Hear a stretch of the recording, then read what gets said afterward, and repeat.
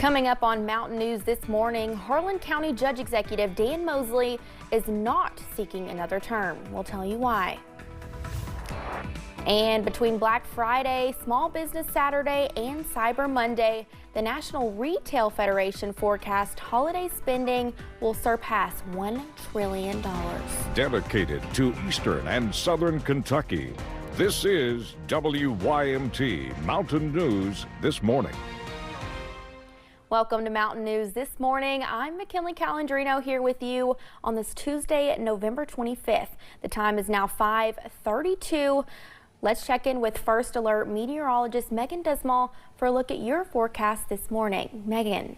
Well, it's a little bit of a rainy start for a lot of folks out and about across Eastern Kentucky. Something to definitely keep your eyes on and your umbrella with as you're heading out the door. Here's a look at that live pinpoint Doppler radar.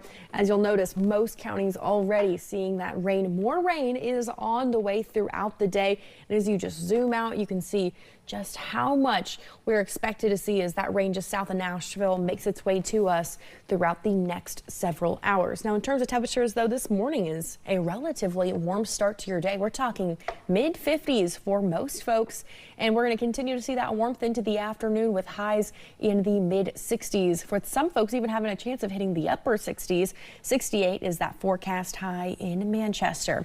Now, keep in mind, rain chances will continue all day long for the most part. Now, we are going to see some lingering chances in the afternoon, but the widespread rain really is going to be present in those morning hours. So keep that umbrella handy. High temperatures for the day will be around 4 p.m. McKinley. Thank you, Megan. One person is dead after a single vehicle crash last night on Cane Creek Road in Laurel County. Investigators say car driven by Curtis Moore of Corbin went off the road before rolling over a 30-foot embankment. After Moore was taken to a hospital for treatment, he was pronounced dead yesterday morning. We have an update on a story we brought to you first. Friday night at 11, a man was arrested in connection with the death of 35-year-old Sarah Salone in Floyd County. Yesterday, Kentucky State Police said 35-year-old Joshua Gayhart was charged with the murder in the case. He was taken to the Floyd County Detention Center, and troopers were called to the Beaver area on Friday, where they found Salone had been shot. A building in Cabell County, West Virginia, is sitting in a pile of rubble after a tractor trailer crashed into it. The driver of the truck was trapped inside his vehicle for several hours. The workers inside the building say the driver had to be carried out through the lobby because of how close the semi-truck was pinned against the building. Yes, they couldn't get to him from the outside, so they had to come through our lobby because we got two doors. The truck turned over as it came into a rest inside of the building, and it took multiple hours for crews to tow the semi-truck away. Police say the driver of the truck is in critical but stable condition. State police in Wise County, Virginia are investigating after a football coach disappeared. Troopers say Travis Turner was officially listed as a missing person on Sunday. He is the head football coach of Union High School.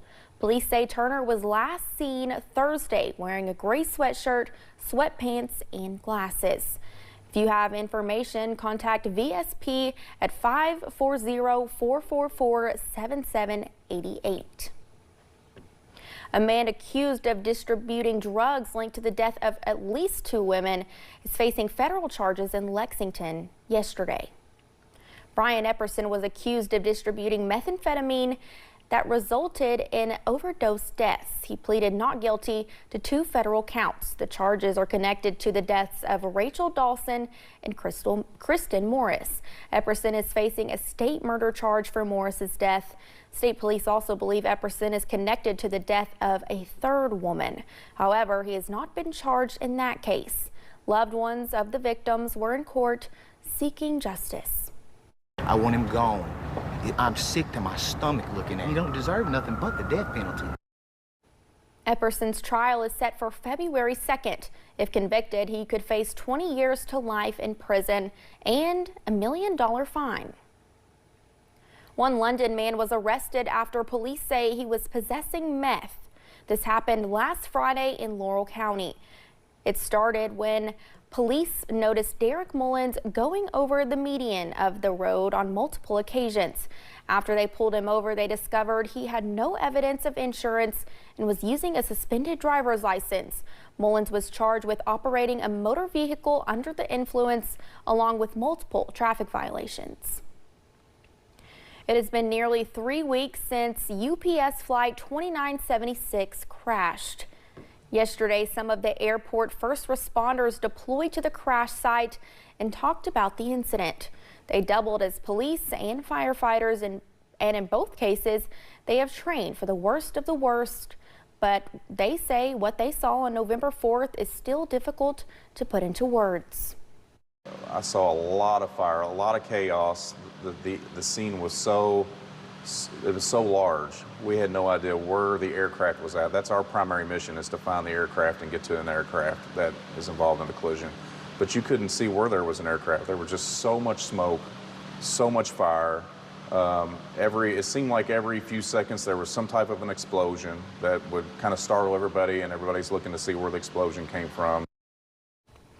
14 people were killed in the crash. In Powell County, the Clay City IGA supermarket is back open after a fire in August of last year. For the people who live in that area, it is more than just a grocery store. It is convenience, with one shopper saying he was checking often to see when the store would be open again. Betty Whitcomb is grateful it is reopened since she worked there for 21 years. She remembers when the supermarket went up in flames, causing her to lose her job. Awful, miserable, because I knew my job was gone for a while. You know, you want to work. I want to work. That's what I told my boss here. I want to work. Shoppers say they now only have to travel a few minutes for groceries instead of driving out of town. Harlan County Judge Executive Dan Mosley is not seeking another term after 12 years in office. Mosley says he's proud of infrastructure and broadband projects, water and sewer upgrades, and now underway on a new wellness and recreation center. He also talked about his 2021 party switch from Democratic to Republican, saying national politics no longer matched his beliefs. Mosley recently finished a term as president of the Kentucky Association of Counties, where he worked on what he calls a statewide jail funding crisis. There's a lot of pressure that comes with this work.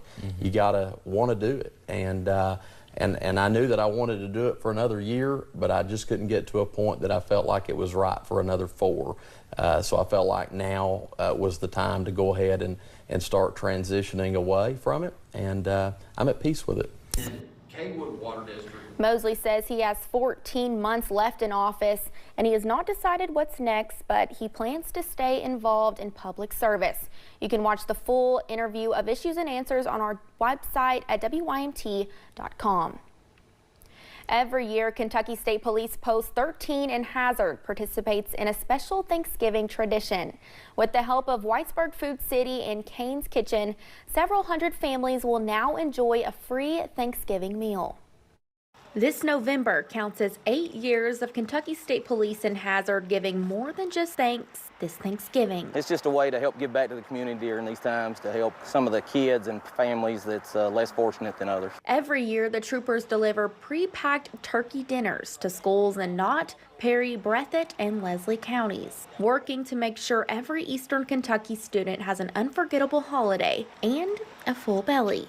A lot of people struggle during this time of the year, so that collaboration is something that could really save a kid. One of the principals at Perry County Central High School, Michelle Ritchie, says there is a lot more food insecurity within the hallways than people may realize. Especially, there was the fear there for a little bit that they weren't going to get the resources that they needed, and, of course, some of that's been restored, but there's still that fear. A tradition that continues to keep on giving. And it's just good to see the community pull together for situations like this to help other families. So everyone has something to be grateful for.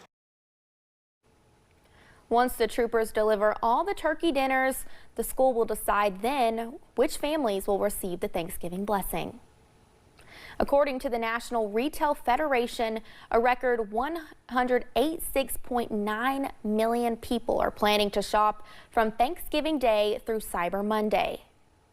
Between Black Friday, Small Business Saturday, and Cyber Monday, the National Retail Federation forecast holiday spending will surpass $1 trillion. Dave Mullen, who is a small business owner in Clark County, says this weekend most people will shop for items they want to decorate their homes with for Christmas, and then as soon as December hits, it's gift shopping. Well, they take care of the people. You have more customer service, I think, than a large business does. We support the community. We're here in the community, and we're part of it.